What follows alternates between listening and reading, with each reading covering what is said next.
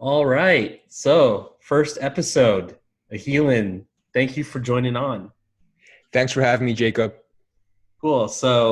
I've chosen you to be featured first as I think you're very relatable for a lot of people that are going to be watching. And you're just a cool guy. We've known each other since we both started publishing. So, thanks for sending on, man. No worries, man. No worries. It's an honor to be on, and I'm glad to be the first interview on your podcast. Cool, man. Hey, so for those out there who don't know who you are, can you tell us a little bit about yourself? Yeah, sure. Well, my name is Ahilan Chandran. Me and Jacob go about 3 years back. We met in a publishing group, a course actually, 3 years ago.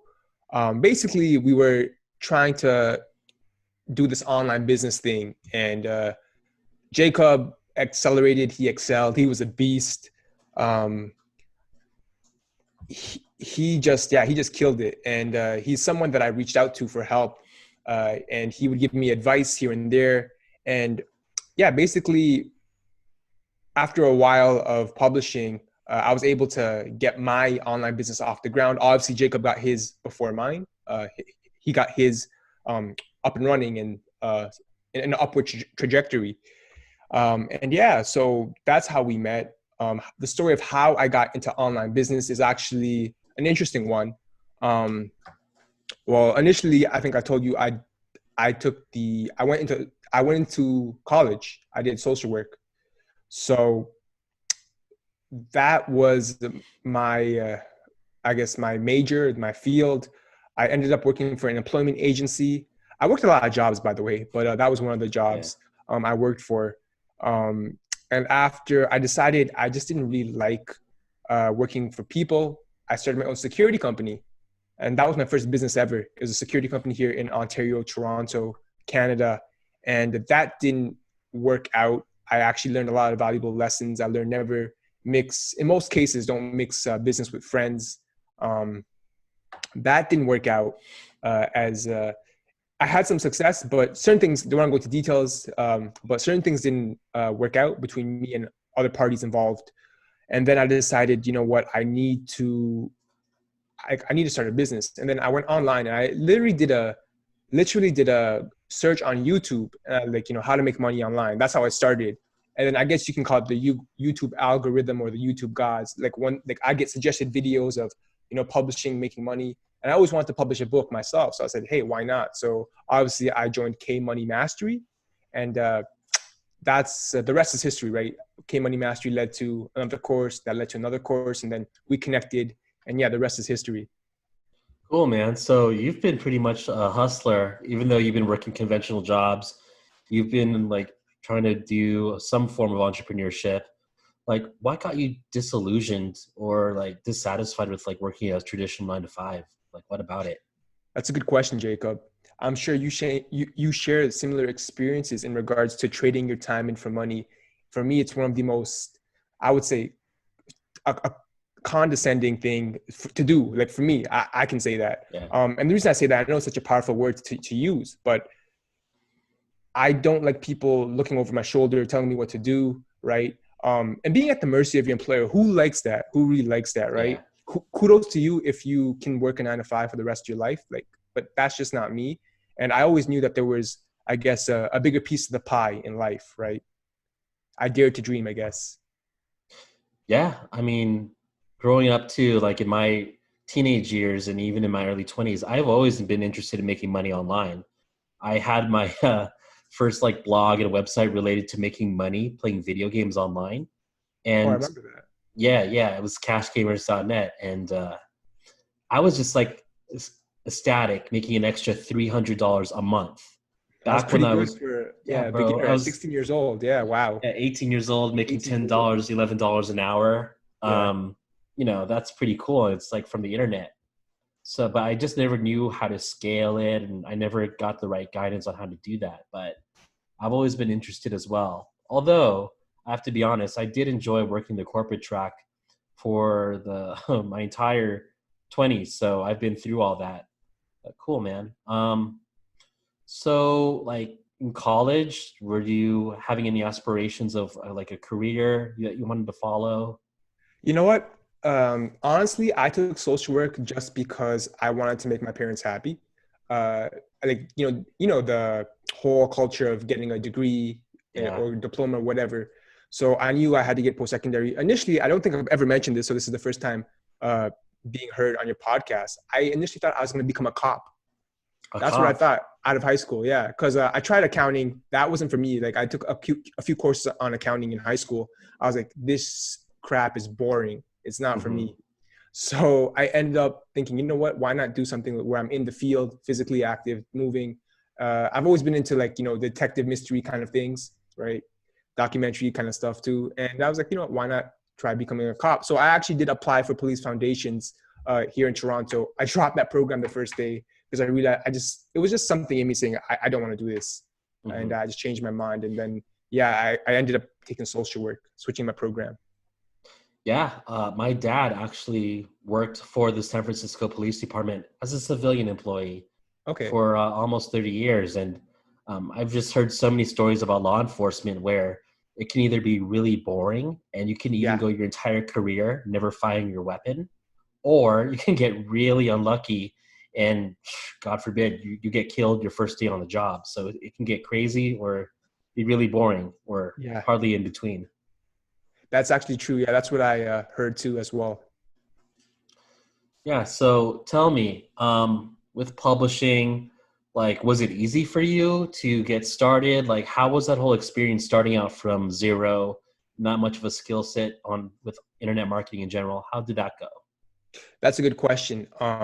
Honestly, Jacob, the publishing was my first online venture, right? I had no prior experience, so there was such a huge learning curve, and you witnessed that too, right? I would ask so much questions, on different Facebook groups, right?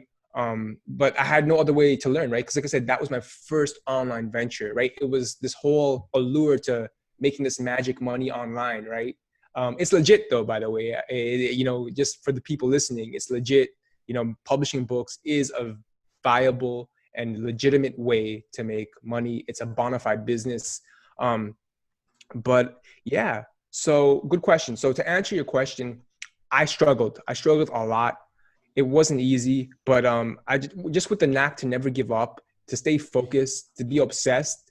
I would go on all different types of publishing related channels, learn different types of strategies, and just keep applying myself, keep adjusting.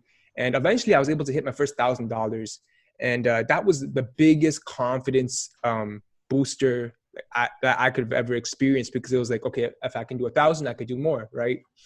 And I wasn't like most stories where I got my first 1,000 and I hit my next milestone, right? It took time, right? I was more of a slow, conservative, it had a more slow conservative growth, I should say. Yeah. Yeah, so I mean, we've known each other since I think May of 2017. Did you get started with publishing right when you? No, you had started publishing prior. I did. Yeah. I actually started in January 2017 with K Money Mastery. Okay, same Is month that I okay started. mentioning that course? Yeah, yeah, it's cool, man. It's Yeah. cool. All right. And then when did you hit your first $1,000 per month milestone? I remember it was in summer, either July or August. Okay. So it took 8 months to reach 1,000 a month, which in hindsight, that's actually pretty good. Yeah. Taking 8 months to ramp up a side hustle, a revenue stream from zero to 1,000 per month. Mhm. Although I remember like when we were starting out, and all the questions being asked, I was like, is this guy going to make it? Like he's asking the same questions over and over. Yeah. So you even doubted me, eh? Well, I mean, back then, did you feel like frustrated? You weren't getting the same results as everyone else starting out? Oh, Was there absolutely. skepticism? Absolutely. Like think about it, Jacob. I'm surrounded by people who just joined just joined the publishing space and started seeing results. Like what does that do to you psychologically, right? You're seeing people you started before them, they're excelling before you, right? And just everybody's having success to the point where I'm in denial, thinking everything's a scam, thinking is Jacob a paid actor, right? Yeah, everyone thought I was a paid actor for that Yeah. course. But the thing about that, I knew why it was true is because like I still saw like sales on my KDP account, right? So I knew it was legit. I knew it was real. I just had to find my niche, my market, narrow down, and learn how to be laser specific and really identify my customer avatar. So what would you say exactly, aside from identifying your customer avatar, what was the breaking point for you? Because yeah, you could say your growth was kind of like steady, but then at least to my recollection, you went from 1,000 per month to like making this essentially a full-time living. Like, how did you do it? Consistency, right? Consistency. ACX was a big game changer for me as well. Because back then we had bounties. Hmm. Well, there's still bounties, but I should say it was easier to get back then, right? Bro, I People, haven't had a single bounty for the entirety of 2019, no way. Okay, even okay. though I have the links and stuff all set up. Yeah. How about Yeah, you? yeah. Yeah, I got a couple bounty sales, but not as Okay. much as 2017. Yeah, same. That was crazy. That was insane. That was like they're handing out money. But anyways, yeah, to answer your question, it was just consistency, right? And creating a series of books, really standing out from the crowd, right? Just going the extra mile, mastering, I guess you could say everything, copywriting, the book cover, the content of the book, right? I mean, while I'm on this topic, I mean, I can talk about like, the state of publishing in regards to like the kind of advice that's still out there. People are telling you to put 5,000 word pamphlets out and saying like that's a viable way of making money, right? Are people still saying that? Yeah, like some gurus, I'm pretty sure you've heard of them, right? On channels, certain channels. Well, I mean, if that's what they're saying, we're not like making anything up. Like I think Ty Cohen Yeah, still that's who I preaches was that. that's Okay. who I was referring to. Yeah, yeah, yeah, yeah, him. Yeah. And it's just absurd. It's just absurd. People want quality books. They want real books. I guess when I started to really take my book and my book seriously and really just got involved in the product development, the product creation process, that's what I would say was the biggest difference. Because the more creative control I had over the product, the better quality it was, right? Versus just, hiring a random ghostwriter and just saying do whatever you want, right? I had to hold creative direction, and also I had to create a vetting process, right? A lot of people don't realize, like, when they think it's an online business, for some reason they have this cheap mentality, or they have this mentality where they don't take things seriously. But you need to treat your online business as if it was a real business as well, right? So when I started to do that, that's when I started to see the results. Cool. Yeah. So especially for what I do now, I get more and more involved into the productions that I'm doing. I went from actually never reading my books to now, at least with what I do in this year, I now actually read through my books, do a little bit of editing, proofing before sending it off to an editor. Like it's a real business where you do have to get more involved if you want to succeed. Mm-hmm. So I agree with you there. I know that you started to really take off with audiobooks, particularly. Like, what was it about audiobooks? Was it because it was like the new frontier? Like, how did that go? It was a combination of things. It was the new frontier, and it's still a growing market, right? Audiobook sales grow. Its growth has exponentially grown over the last few years. Also, I found my niche within audiobooks. I'm gonna share a little tip. What I used to do was I used to build relation. I still do. I build relationships with my narrators. Those narrators that I used to do 50-50 deals. Although I'm not suggesting the listeners do that. So they had huge email lists. So that was free marketing. Hmm. So the books they were on board with, that they did the 50-50 split, they would do the marketing for me as well, right? So that's free traffic, right? And as well as, yeah, audiobooks are the new frontier. And yeah, I was able to just find my niche in the technical niche. I think I told you about this, a certain Yeah. technical niche, and just a few little modifications with certain strategies that I use. And yeah, I was able to find success with audiobooks through that method. Yeah. I never thought about talking to narrators and offering them to market the book if they're getting a 50-50 split. I mean, Yeah. it benefits them literally equally. So why not? I was slick. Did you ever publish books in the real estate niche at all, just to give it a go? No, I have never tried the real estate niche, but the first $1,000 I got was off a keyword you gave me, and that was Bitcoin. So Yeah, everyone had a Bitcoin book back in 2017. I published a book on Bitcoin. I was yeah, that was a niche that I published in.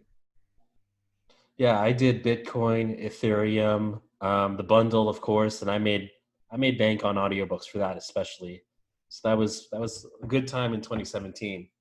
Um, As far as publishing, though, I know that you've been trying to segue and pivot over onto other ventures. Like, could you tell me a little bit more about what you're into lately? Yeah, absolutely. First off, I want to say, to anybody making a substantial income with publishing or a full-time income, you want to make your segue. You want to use Kindle publishing as a stepping stone first and foremost. I think you're in a very dangerous situation when you're solely depending on Kindle publishing as your full-time income. And I'm guilty of that. I'm not here to point the finger. I'm guilty of that. And it bothers me. It actually does bother me. To be completely transparent, Kindle publishing makes the bulk of my income till this day. Yeah. Most of my income. So it's not a situation where I am personally 100% comfortable with, where I don't have control. I'm depending on another platform. Now, to answer your question on other things I'm trying to get into, I'm doing a bit of affiliate marketing with affiliate sites, and I'm having some small success with that. That's continually growing. And my biggest segue, I'm still actively looking at properties for real estate. It's just here in Toronto. Specifically, I'm looking for pre-construction deals because that's where the biggest margin of profit, where you can potentially make, right? But there is, it requires a higher risk, a higher upfront fee. You got to put something like, I don't know how it is in Vegas or Cali, but like you got to put 20% down. Right. Here 10 or 20% down. Yeah. Yeah. So I did the math with a few of my agents. So like some properties I looked at for even pre-construction is like $100,000, right? That's a lot of money. So I'm looking to make bigger moves and to completely, I don't want to say completely leave publishing behind, but I want publishing to be a supplementary income, right? And not my income that I depend on for everything. So I'm looking to be a landlord and do some flips as well with pre-construction. Yeah, I think that's the ultimate dream, is to build something that's as evergreen as can be with real estate, having tenants wake up and they owe you rent and you're the landlord, you're the slumlord. Yeah, So, the slumlord. Yeah, you want to set that up for sure. But for newer people listening in, like, why does it bother you that Amazon is the bulk of your income? Like, yes, you are depending on a platform, but why is that so, why is that something you've got to be cautious about? I mean, let's say whether you're making six figures, 5,000, 2,000, 3,000 a month, like, and if you're depending on that income, if that can leave you at the snap of a finger, if Amazon decides to terminate your account for whatever reason, it could be a mistake. It could be a glitch on the system. I've had personal experiences where they've had glitches with royalty payments, right? They withheld royalties. I got it back eventually, but like, it's pretty stressful when you have bills to pay and things to pay. And yeah, so it's just not a prudent decision to make, to depend on another platform you don't own, and that can terminate your account at any given time. And that's a part of the terms of service, right? The TOS. So people really need to use Kindle publishing. And I know there's a lot of people who are still depending on Kindle publishing as a full-time income and acting as if, it's going to be there forever. Ideally, we would want it to be there 10, 20, 30 years down the road, but let's be real, right? Things happen, things change. We see how fast Amazon changes. I don't know if you heard about the Amazon Associates program recently, because they don't need as much traffic from their associates. They slashed the commission rates, right? So it used to be 8%. Okay. Now it's down to like 3% and even down to like 2%, I think. Wow. Yeah, it's crazy for most of their niches now. Yeah, that's a big cut in commission rate. Yeah. And hey, I've been mistakenly banned too for half a day. It was like March of last year, 2019. And I thought my world was ending. Like, I was literally comatose on the sofa with my head spinning, thinking, what can I do next? Or how I can imagine, man. Trust me. Like, I can imagine how you feel. Yeah. It's just, yeah. Cause you're depending on your income. It's your livelihood, right? So like, when you get that email, it's like your heart starts to go, your adrenaline's pumping and you're like, yeah, what do I do next? That's the question. Yeah. Yeah. And the Amazon system can sometimes be very unforgiving when it comes to infractions of any degree, whether it's minor or severe. Like, did you hear that one post about Melly and how her account got banned? I don't think so, no. Well, she was grossing over $200,000. And with one of her books, there was some issue with a trademark, and Amazon notified her about it. But instead of contacting Amazon directly, she took her time to contact the ghostwriting company about the discrepancy. And because she didn't respond back to Amazon, her account ended up getting banned. And as far as I know, it never got restored. Wow. And that's 200,000. This is not like petty cash you're talking about. That's Right. like, She was a that's world some traveler with that serious, money. yeah, that's some serious cash. Wow. Yeah, so it can get a little bit scary, but I mean, all things considered, as you said, it's a stepping stone. So it's something you want to build. Would you suggest still, even now in 2020? Absolutely.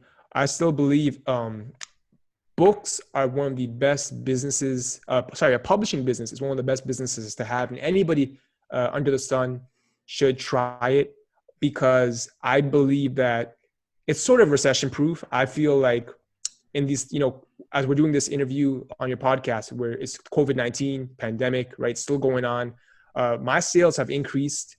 Most people's sales have increased because people are at home. And books, I believe books are an indestructible market because people need to read, whether for entertainment or for a solution, right? So people will always read, whether it's in the form of a physical book, an ebook, or audiobook.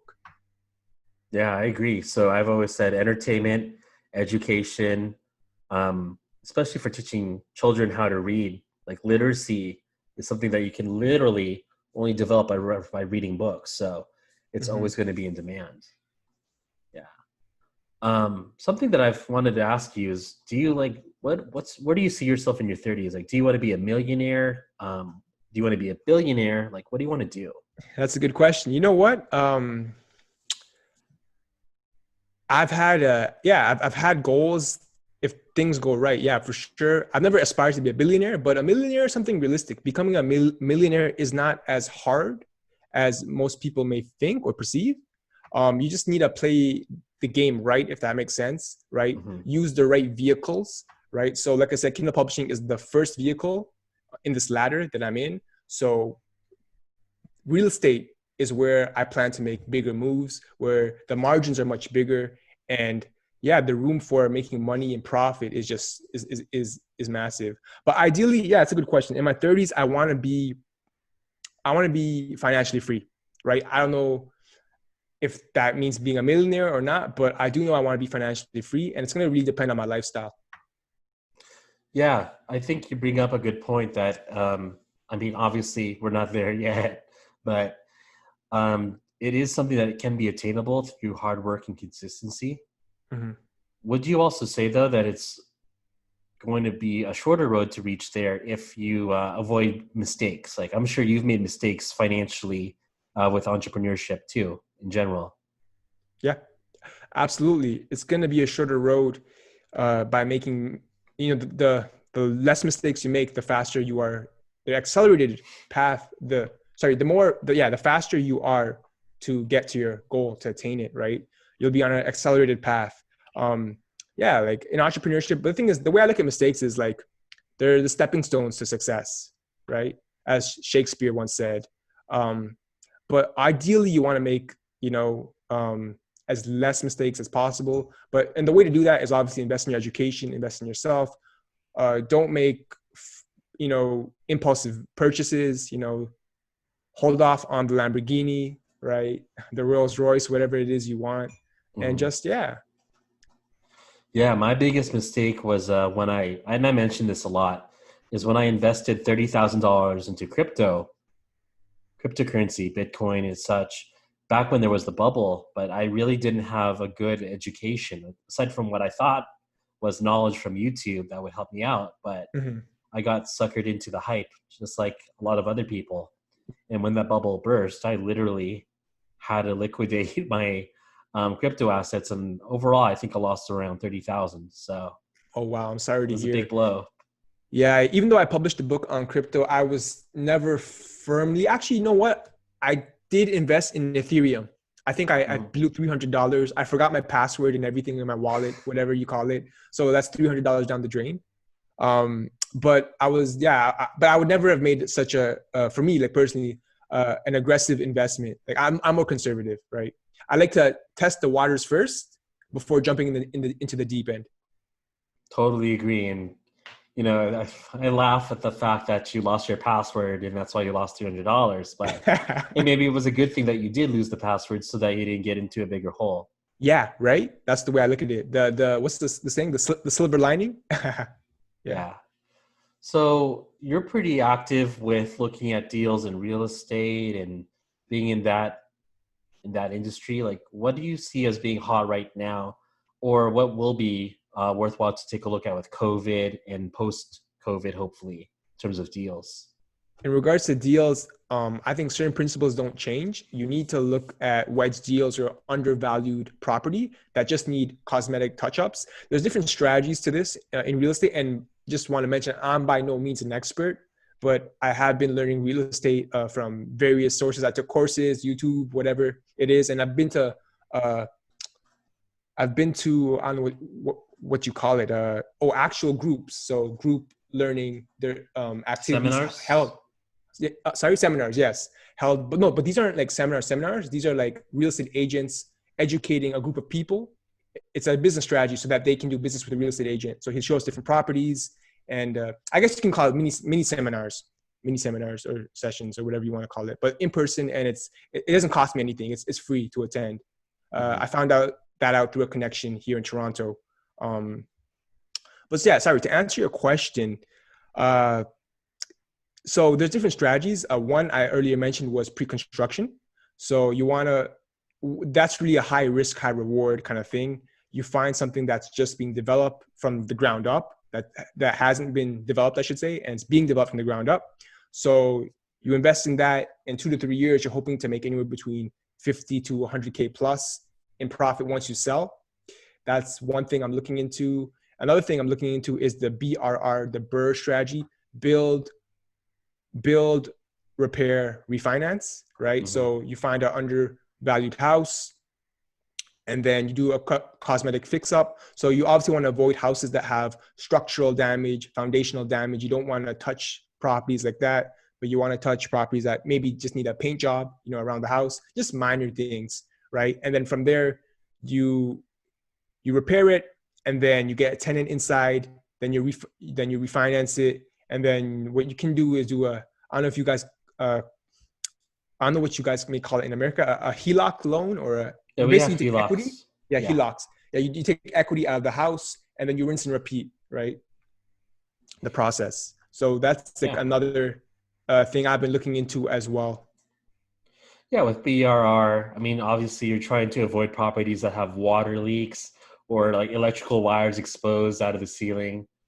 But as they say, if you can find the cheapest property in an expensive neighborhood and all the comparables are higher, you can easily make a profit, hopefully with the arbitrage to be made in the marketplace. Absolutely, absolutely.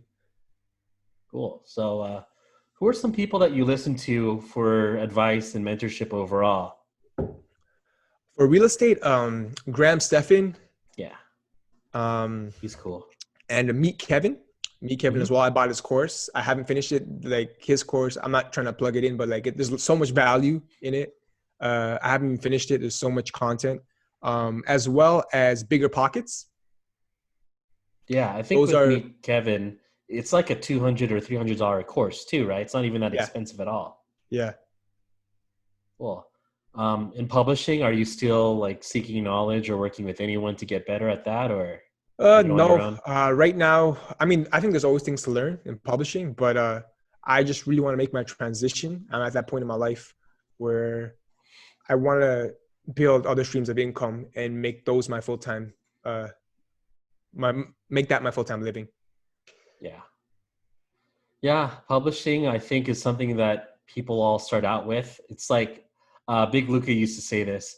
It's like starting out smoking cigarettes with your friends before moving on to hard drugs or something like that. I don't know. I'm Did he probably actually? messing up the Did he quote. actually say that? I think he did. He said it's like smoking with your friends in college before like graduating to something else. Um, so yeah, I mean, publishing's been fun for me. I still do it. I'm still active in it, and I've made a lot of friends, a lot of contacts, and have been able to travel to meet people. Have you been like meeting people or like making friends too with publishing? I have, but I have. I've been making friends just like you, making new connections. I think that's a Yeah. beautiful part of publishing. But I haven't got to meet anybody in person yet from publishing or the online business. That's got to change. But truthfully, I've just been focused, I guess, on making sure things are right with me before I start, traveling and doing whatever I want. Right? Hmm. Yeah. Have you been saving up your cash from Kindle publishing? Oh yes, I have. Good for you, I man. have.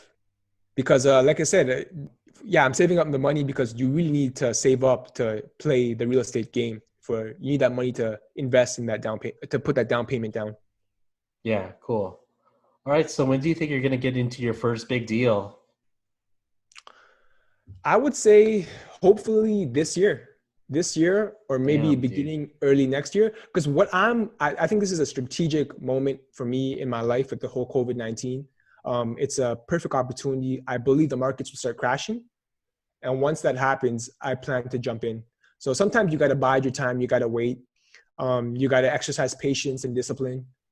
I'm glad there's certain deals I thought I was going to get into earlier. I'm glad I didn't do them. Um, because good things come to those who wait, right? Sometimes in life, the best decision you can make is not making a decision, right? Just Mhm. waiting. Yeah, I mean, some waiting and being patient is something that I struggle with. I'm an impulsive person that likes to go after things. Sometimes I have shiny object syndrome and like try to go to the nearest light bulb that shines the brightest for the short term without thinking about like a long-term strategy. So I think that's something that plagues entrepreneurs too, is like shifting from one idea to the next, to the next, to the next. Hmm. Like, cool, man, you have your plan. All right.